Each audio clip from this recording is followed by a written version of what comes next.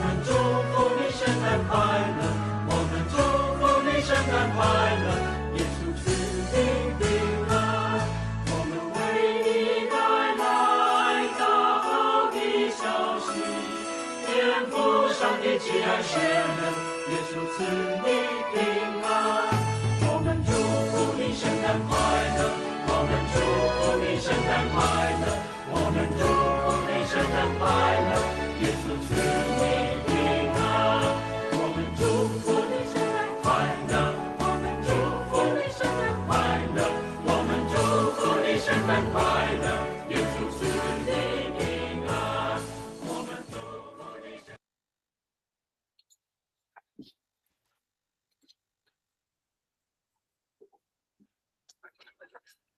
各位弟兄姐妹，大家平安，大家早安，圣诞快乐！今天是圣诞节愿上帝的恩典借着耶稣基督的降生赐福在我们当中。我们要来进入罗马书第25天的共读。今天我们要请张永成小组长来带领我们大家做开始的祷告。圣诞快乐，圣诞快乐！哇，我们谢谢你，在这个欢庆的日子里面的清晨，我们一起来圣经共读。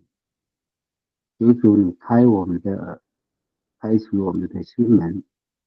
让我们透过陈牧师的讲解，彻底的了解因信称义的道理。哇，我们谢谢你，我们有这样的荣幸，这样的福分，都是因主你而来。我们这样的祷告，奉主耶稣基督得胜的名求，阿们，阿们。谢谢。我们在看到罗马书，保罗他进入一个很重要的主题，但是对我们外邦人来讲，这个主题我们没有想要很去特别的理解，因为我们并不是在这个犹太人的背景当中，我们好像很容易得到这一份的恩典，很容易就是耶稣基督已经为我们降生，但是我们却没有经历那个大儿子好的在上帝旁边在父亲旁边长期的工作，却好像感觉这个恩典流失。我们比较像是外邦人，比较像是小儿子，然后能够从罪恶当中被神所领回。但是即便如此，上帝还是在拣选上，不论是长子、双胞胎上帝还是在这上面来展现出神的公义哦。所以昨天保罗在第9章提到了以色列被神弃绝这件事情，保罗深深的感到忧伤，但也知道这是出自于上帝的主权。所以保罗说，就算自己被咒诅与基督分离，为了犹太人，他也愿意肉身所生的儿女不全都是不等于是上帝的儿女只有在应许当中的儿女才是后裔。同时保罗也提到，拣选的目的是要把神丰盛的荣耀彰显在那蒙怜悯预备得荣耀的器皿上面。所以决定的是在于主人，但是这些的犹太人特别是旧信徒，或是说在我们教会当中所谓的老信徒，好几代的基督徒，如果只不凭信心，只凭行为，或是只凭肉体，那就会跌在基督的绊脚石上那这个绊脚石也是一个衡量的石头，所以不论是犹太人或外邦人，是大的长子或是小的儿子，是尊贵的器皿或卑贱的器皿，或是先在前的或是在后的，但是上帝在拣选上有他100%绝对的主权，没有人能够替神来做主，是完全由神做主。所以我们看起来犹太人已经被神所弃就是已经神既然兴起了外邦人的使徒保罗，并且把福音从安提阿教会带到了土耳其，带过了爱琴海，来到了马其顿，进入了欧洲，甚至进入了罗马帝国。那外邦人被拣选，但是保罗仍然为以色列来祷告，盼望整个以色列人仍能够得救。所以我们读到11章结束的时候，可以发现神并没有真的完全弃绝犹太人。那保罗的祷告也是照着圣灵的感动，上帝带领所祷告。好，那我们今天要看到的是第10章的部分。讲到以色列前半段，以色列被使世人能够有机会被拣选了。好，我们请永成兄来带领我们读第10章的1到4节。弟兄姐妹们，我多么热切地盼望我的同胞能够得救，也为着这件事不断地向上帝恳求。我可以证明他们对上帝确实很热心，可是他们的热心并不是以真知识为基础，他们不明白上帝的意，想自找门路，而没有顺服上帝的意。其实基督已经终止了法律的功效，使一切信他的人都得以成为义人。那保罗他知道犹太人对上帝大发热心，因为保罗自己本身就是这样的人，但是这种大发热心呢，却不是对的方法，因为他们不明白神的义是用人的义或是律法上的义、肉体上的义，结果呢，反而是与神悖逆，反其道而行，不服从神的义，就是耶稣基督。我们读了前面就知道，神的义就是耶稣基督，所以把道成肉身神的儿子给杀害了。事实上，保罗要提到说，基督终结了律法，或是基督他完全的律法，使信耶稣的人、信基督的人都能够得到这份义啊。所以第1节保罗就提到他多么热切，多么热心，热心就是嫉妒，原文就是一个嫉妒眼红，就是专心一意、坚定不移啊。好，那就是为了一件事情，其他的都在所不惜，或是不顾一切。那保罗也证明犹太人的确就是这么样子的热心，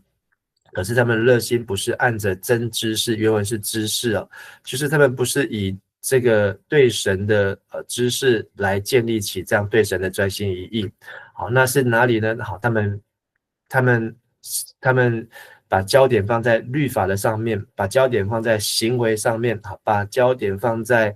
这个名分的上面，却没有看见与神的关系上面，所以以至于他们的真知识里，他们的知识看起来很多，哇，很多的拉比在教很多的经卷，教很多的经书，但是呢，却在义的方面呢，却是没有知识，反过来说就是无知啊，以至于自己想要追求义，却失去上帝所要给人的义，他追求到的义是自以为义，但不是神的义。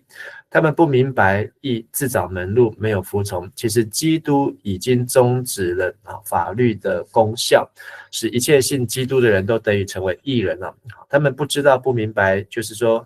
也可以说他们是不看重或是忽略，犹太人忽略了神的儿子。和本翻成律法的总结就是基督啊，这个总结的意思就是律法应验在耶稣基督，或是律法的目标就是要来彰显耶稣基督，或是律法的结束在耶稣基督。所以不论是应验、目标或结束，那这3个意义都不是完全一样，但是都适用。所以这个字呢也很特别，就是总结就是在耶稣基督的身上来成全、来成就。所以现代中译本的翻译是基督已经终止了法律的功效，就是结束了法律啊。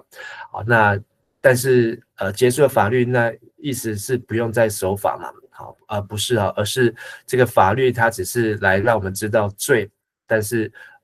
让我们知道59分不及格，但是我们要往100分的方向继续来前进。所以可见犹太人就是只有热心却没有知识，就成为危险人物。保罗悔改之前叫做扫罗，就是这样子，到处的迫害基督徒。那以色列人没有正确知识而失去救恩，自以为有知识，却空有热心。那基督徒会不会这样子呢？也会这样子。所以基督徒如果只有热心传福音、热心敬拜、热心服侍、热心祷告，但是呢，却跟神的儿子耶稣基督的这个救恩没有呼叫阿爸父，不是按照神的意思，却是想要按照自己的意思的时候，这也是危险的人物。接着再请永成兄带我们来读5到8节。关于借着遵守法律得以成为义人这件事，摩西曾经这样写：那遵守法律命令的人，将因法律而存活；但是因信得以成为义人这件事，圣经这样说：你不要自问，谁要到天上去，也就是说，去带耶稣下来；也不要问，谁要到阴间去，也就是说，把基督从死人中领上来。这些话的意思，上帝的信息离你不远，就在你口里，就在你心里。换句话说，就是在我们所宣讲信的信息里面。那这里保罗提出了一种义两种义，一种是遵守律法的义，一种是因为相信而得到的义。那在做比较，那保罗所要传的是一种出于信心的义，因信称义。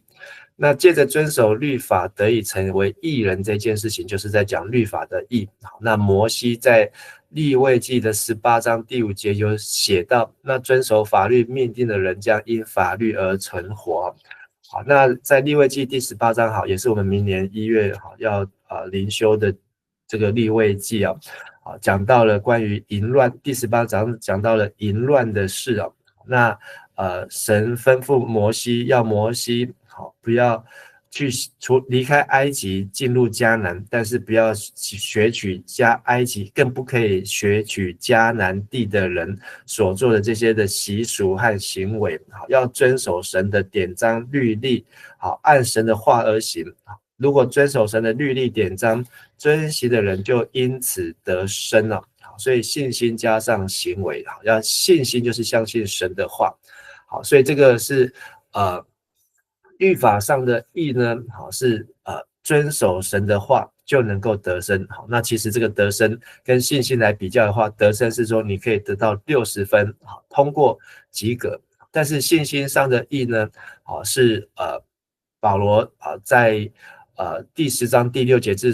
继续说，但是因信得以成为义人这件事情，圣经说你不要自问谁要到天上去，或是说去带基督下来。第7节也不要问谁要到阴间去，也就是说把基督从死人中领上来。那这又是另外一段的圣经节引用是来自于申命记的第30章12节到14节。申命记的30章呢，是整个摩西带领以色列人要进入迦南地前最后的祝福和祷告。那他前面讲到了咒诅祝福和咒诅。那讲完之后呢，摩西呢，就说他已经所吩咐的诫命都已经吩咐完了。但是呢，摩西吩咐这么多诫命呢，并不困难，也不太远，不会远到说在天上，然后呢，去天上把神的话带下来，不会，因为神自己从天上把话带来到借着摩西颁布给神的子民，也不是在海的那边，让他们渡过海，就是漂洋过海到另外一头去取经，然后把神的话带来可以遵行，都不是。因为这个申命记30章14节说，这话离你很近，就在你口中，就在你心里，使你可以遵行了。所以这个话呢，就是上帝自己把话带到他所拣选的子民身上，让他们去遵行，能够得生，而且还要能够继续的称义。所以从口到心呢，然后才行出来。所以这个心呢，也可能包括就是信心。所以这一段的意思就是说，律法的义和信心的义的差别。那遵守律法的人可以存活，但是是活在及格的边缘。但是信心的义呢，不用大老远的跑到韩国，跑到新加坡，跑到美国，跑到哪里去才能够被圣灵给充满？不是，这话就在离我们很近，就在口中，就在心里。神的话是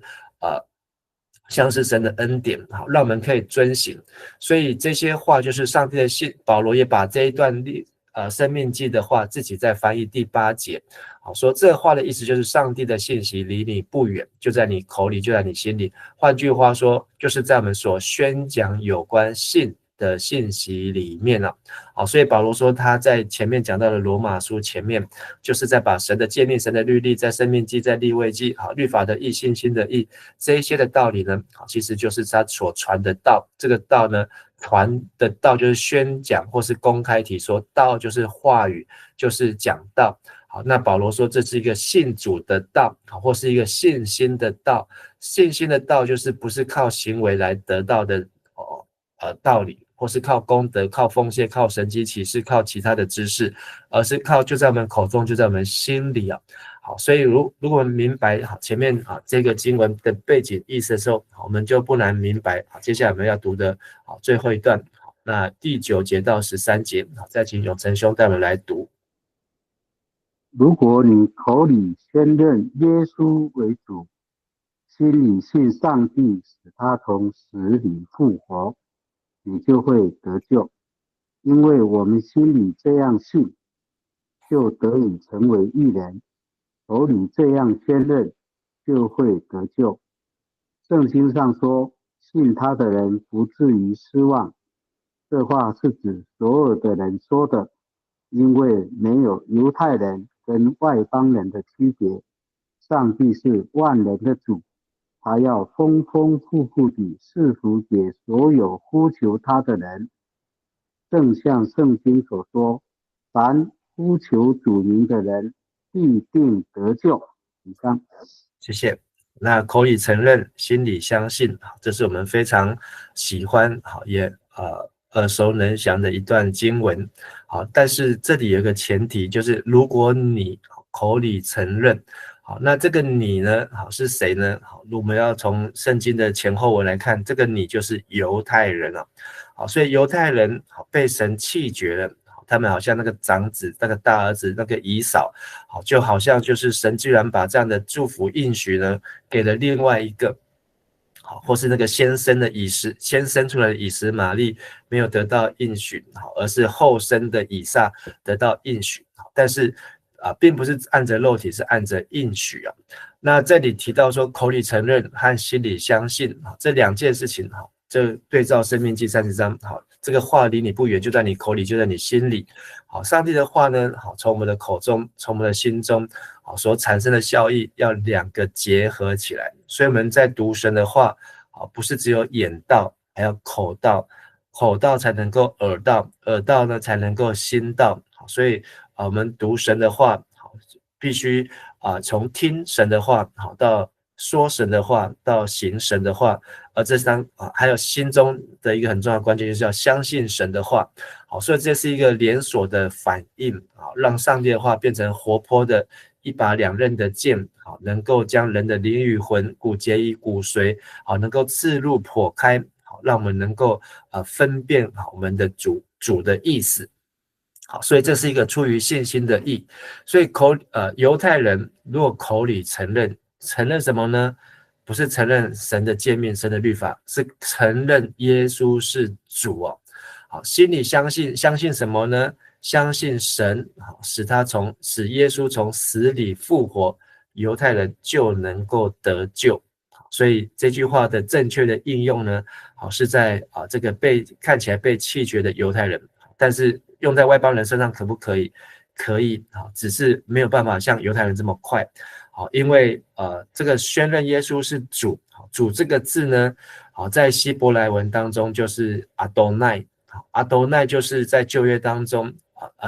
就是对上帝的尊称，不敢直呼神的名字，好，所以用6个字来代替就是主。那后来把主跟神，好，这个雅卫合起来就变成耶和华，好，这个圣经原文没有这个字，好，是犹太人不敢妄称神的名。那但是主这个字 Lord， 在到了新约变成是 Lord 的意思啊 ，Lord 就是主，就是王，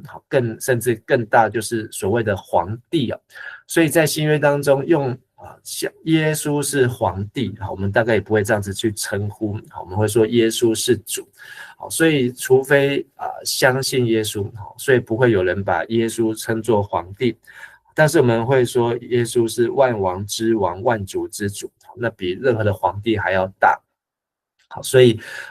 口里犹太人，保罗在这边写给罗马书教会当中的犹太人，或是已经认识神的人，或是对我们今天的教会来讲，就是老基督徒，我们要口里承认耶稣是王是主，那一样跟阿爸父的祷告一样，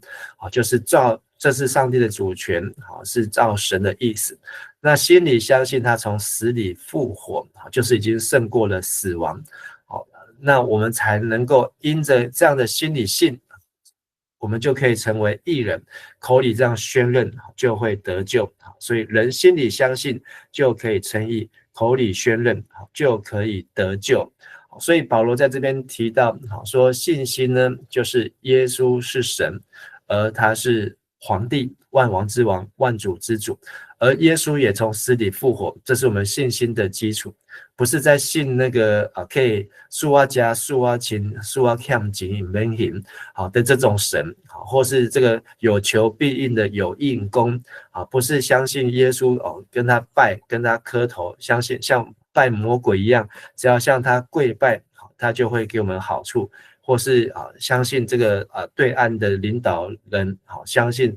这个对岸的强权，只要顺服他，就乖乖的听他的，他就会照我们，他就会保护我们。并不是这种条件或是利益的交换，而是相信他是主，他主权在他，相信他是神，他从死里复活。所以圣经说，信靠他的人必不至于失望，或是不至于羞愧。好，那这一句呢，是引自于以赛亚书的28章第16节。那这句话呢，我们在读昨天的第9章32节就已经引用过了，同样一段的出处啊。以赛亚书第28章的第16节，这里在讲到基督就是那衡量的石头，就是房角石。但是在罗马书，基督就是那绊脚石。但是这句话呢，最后一句说，信靠他的人必不致惊恐。那这句话也在彼得前书第2章第4节到第8节也被引用，基督是那个贵重的房角石。所以我们如果有旧约有犹太人的这个背景的话，我们读了这一句话就会自己连贯起来。但是我们没有对旧约那么样的熟悉，其实这个是跟第9章是相连贯的主题，就是如果不凭信心只凭行为，我们就跌在那绊脚石上。但是我们如果是只靠信心，不是只有看行为，那这个绊脚石就成为房角石，就成为最重要的那一块石头。所以这句话不是只有给犹太人，那所以保罗自己也说了12节，犹太人希腊人没有分别。那这句话是人人都有同一位主，所以这是给所有的人，指所有的人。那主呢是万人的主，而且神呢丰丰富富的赐福给要所有呼求他的人。所以出于信心的义跟律法的义不一样，出于信心的义不会按照种族、肤色、血缘、文化背景、语言来做区分，因为神是万人的神，他是造出万人万族的神。这一位主也厚待所有求告他的人，所以13节说，凡呼求主名的人必定得救。所以口里呼求是什么意思？就是口里宣认主啊主啊。那这个主啊主啊不是只有口里宣认，还要心里相信。所以耶稣也说，你们这些说主啊主的人，我不认识你们，因为他们只有口里承认，却是没有心里相信。那但是有的是心里相信，却不敢开口承认，连呼求也不呼求。所以读经祷告，祷告读经，那祷告呼求，那读经，这些呢就本身需要这样子的连结，才能够产生出因信称义的信心呢。所以12节这些话是因为神是万人的主，所以是信心的义、律法的义，在口里的或是在心里的，因为旧约他们都是放在口里面，这个律法上的义，但是信心的义呢是要进入到心中。所以其实耶利米书30章，好33章，好神就说，好他要另立新约，而且这个新约不是刻在石板，是刻在心板。那加拉太书、罗马书都提到，这个割礼不是按着遗文的样式，而是要在心理上接受心理的割礼哦。所以呼求主名必定得救。好，这个出处呢是约珥书的第2章啊。好，约珥书好这一卷书呢，好第2章讲到了这个4种的灾难，好茧虫，好蝗虫、男子马蚱，好，然后这个马蚱来呢，好显出神的审判。但是在第2章好后面呢提出了重点，就是末后神要将他的灵浇灌凡有血肉之躯，儿女要说预言，老人要做异梦，少年人要见异象。在那些日子，神要把他的灵浇灌在他的仆人使女的身上，他要在天上地下显出奇事，有血有火有烟柱，太阳变为黑暗，月亮变为血，这都在耶和华大而可畏的日子未到以前了。那所以才是进入这个保罗所引用这一句那时凡求告耶和华名的就必得救，就必得救。好，那后面还有好，因为照神所说，在锡安山在耶路撒冷叫逃脱的人，凡耶和华所招的呼召的都在渔民之列。所以保罗只用1节，但是他的前面有意思，后面有意思，就是呼求主名，代表这是在末后的日子当中，未到以前，大而可畏日子未到以前。然后呢，呼求主名就必得救，得救之后就是在神所拣选，神所选召的，就列在渔民。渔民其实到了这个犹太人的时候就是一个专有名词，被掳归回的人，就是他们从巴比伦或经过波斯帝国回来的人，就是重新回到神的家的人，就好像小儿子重新回来的人，这是渔民，这是一个专有名词。好，那今天这段经文呢，好，让我们看到很多的旧约的背景。那这也是对我们来讲，如果我们不是犹太人，我们没有这么容易去明白，但是我们有整本的圣经，我们还是可以从旧约圣经、新约圣经当中去看出好神在这当中的拣选。好，那从今天的经文当中，好，让我们思考，就是犹太人因为不明白神的义，想立自己的义，结果最后就不服神的义。但是不是只有犹太人，连我们老的基督徒、老的信徒都有可能，或是好几代基督徒，如果没有从心里来相信，没有建立起信心的义，最后呢，反而会像犹太人一样被弃绝。所以在第10章甚至11章，这个渔民的主题渔民的主题会剩余的百姓会更清楚的更多来讨论。那第4节10章4节说，律法的总结就是基督所以耶稣基督来他是完成的，是应验的，是让律法来提升他律法的层次，使所有信耶稣基督的人都得着义，跟神有正确的关系。好，第9到第10节，你若口里宣认耶稣为主，心里信上帝叫他从死人中复活，就必得救。因为人心里相信，口就可以称义，口里宣认就可以得救。所以得救这件事情呢，是需要从口到心，是需要从神的话到遵行，心里乐意来遵行神的诫命所产生。而这当中呢，就是圣灵的帮助，圣灵亲自用说不出的叹息为我们祷告，让我们呼叫阿爸父。所以我们相信耶稣，相信阿爸父，所以呢，就说不是照我们的意思，照神的意思。所以即便受苦，即便面对苦难，即便不知道怎么祷告，即便我们有许多的软弱，但是呢，圣灵照着神的旨意为我们求，叫万事都能够互相效力，再怎么苦，这个苦都能够使我们一起与神得荣耀。好，那犹太人、希腊人没有分别，因为每个人、世人都有同一个主。一主一信一喜一神，这位神后代求告他的每一个人，所以凡求告主名的就必得救。前提是在神大而可畏的日子来到以前求告主名。当神的审判大而可畏日子来到，就是末日末世耶稣基督再临的时候，当耶稣基督降临的时候，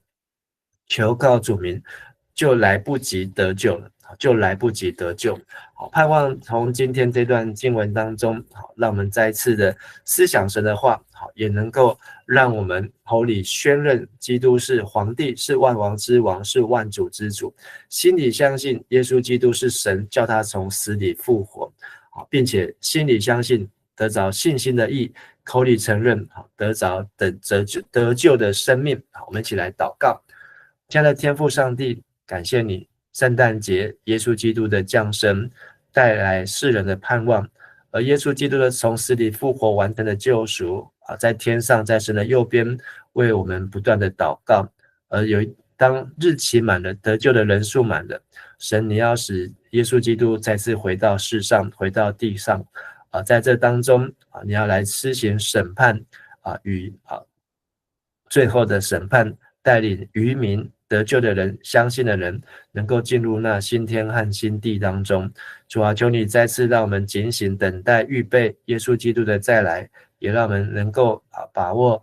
行在光中，成为光明的儿女，并且让我们知道，不论我们是外邦人，是犹太人，是属灵的长子或是浪子，让我们都能够回到你的面前，与阿爸父有正确和谐美好的关系，也赐福在我们今日